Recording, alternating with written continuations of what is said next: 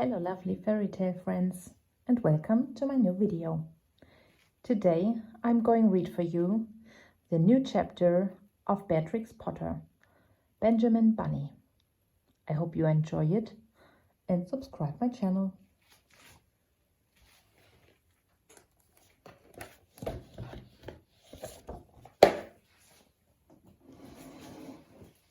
The Tale of Benjamin Bunny. One morning a little rabbit sat on a bank. He pricked his ears and listened to the trit-trot of a pony. A gig was coming along the road. It was driven by Mr. McGregor, and beside him sat Mrs. McGregor in her burst bonnet. As soon as they had passed, little Benjamin Bunny slid down into the road and set off with a hop, skip and a jump to call upon his relations who lived in the wood and the back of Mr. McGregor's garden. That wood was full of rabbit holes, and in the neatest, sandiest hole of all lived Benjamin's aunt and his cousins, Flopsy, Mopsy, Cottontail and Peter. Old Mrs. Rabbit was a widow. She earned her living by knitting rabbit wool mittens and muffetees. I once bought a pair at a bazaar. She also sold herbs and rosemary tea and rabbit tobacco, which is what we call lavender. Little Benjamin did not very much want to see his aunt. He came round the back of the fire tree and nearly tumbled upon the top of his cousin Peter.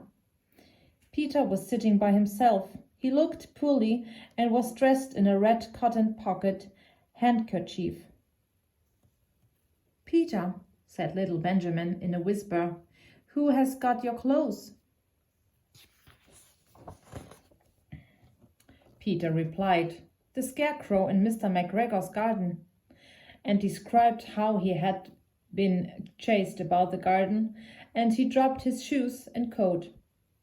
Little Benjamin sat down beside his cousin and assured him that Mr. McGregor had gone out in a gig, and Mrs. McGregor also, and certainly for the day, because she was wearing her best bonnet.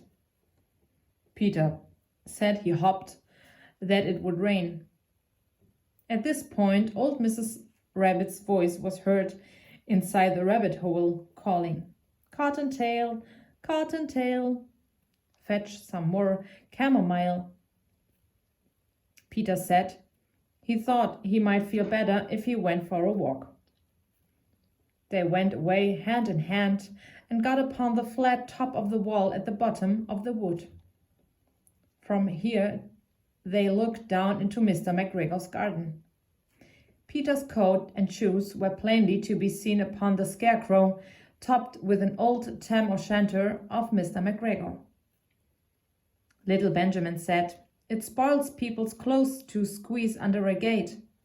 The proper way to get in is to climb down a pear tree." Peter fell down head first, but it was of no consequence, as the bed below was newly raked and quite soft. It had been sown with lettuces. They left a great many odd little foot marks all over the bed, especially little Benjamin, who was wearing clogs. Little Benjamin said that the first thing to be done was to get back Peter's clothes in order that they might be able to use the pocket handkerchief. They took them off the scarecrow. There had been rain during the night. There was water in the shoes, and the coat was somewhat shrunk. Benjamin tried on the tam o' shanter, but it was too big for him. Then he suggested that they should fill the pocket handkerchief with onions as a little present for his aunt.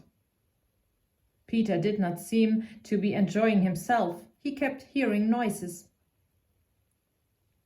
Benjamin, on the contrary, was perfectly at home and ate a lettuce leaf. He said that he was in the habit of coming to the garden with his father to get lettuces for their Sunday dinner. The name of little Benjamin's papa was old Mr. Benjamin Bunny. The lettuces certainly were very fine. Peter did not eat anything. He said he should like to go home. Presently he dropped half the onions. Little Benjamin said that it was not possible to get back up the pear tree with a load of vegetables. He led the way boldly towards the other end of the garden. They went along a little walk on planks under a sunny red brick wall. The mice sat on their doorsteps, cracking cherry stones. They winked at Peter Rabbit and little Benjamin Bunny. Presently, Peter let the pocket handkerchief go again. They got amongst flower pots and frames and tubs. Peter heard noises worse than ever. His eyes were as big as lollipops. He was a step or two in front of his cousin when he suddenly stopped. This is what those little rabbits saw round that corner. Little Benjamin took one look, and then in half a minute, less than no time, he hid himself and Peter and the onions underneath a large basket. The cat got up and stretched herself and came and sniffed at the basket. Perhaps she liked the smell of onions. Anyway, she sat down upon the top of the basket.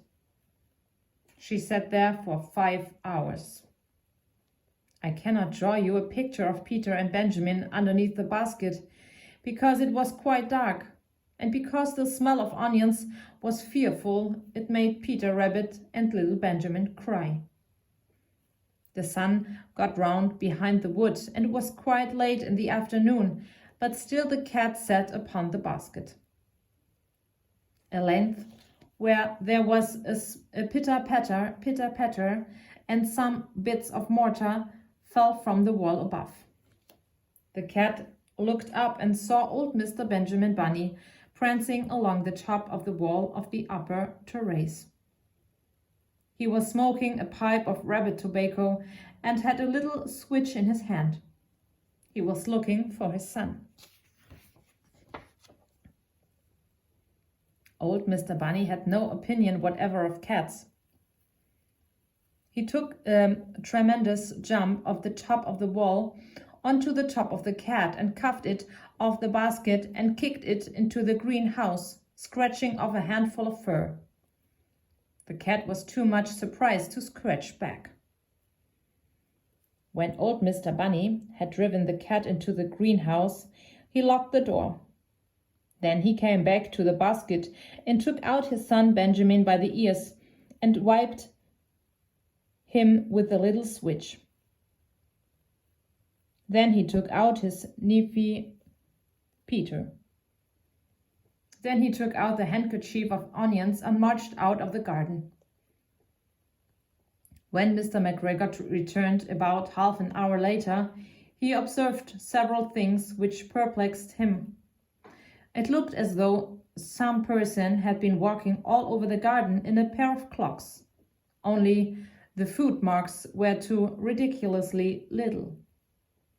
Also, he could not understand how the cat could have managed to shut herself up inside the greenhouse, locking the door upon the outside. When Peter got home, his mother forgave him, because she was so glad to see that he had found his shoes and coat. Cottontail and Peter folded up the pocket handkerchief, and old Mrs. Rabbit strung up the onions and hung them from the kitchen ceiling with the bunches of herbs and the rabbit tobacco.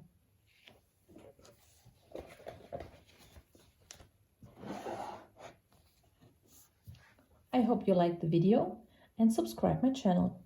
See you next time.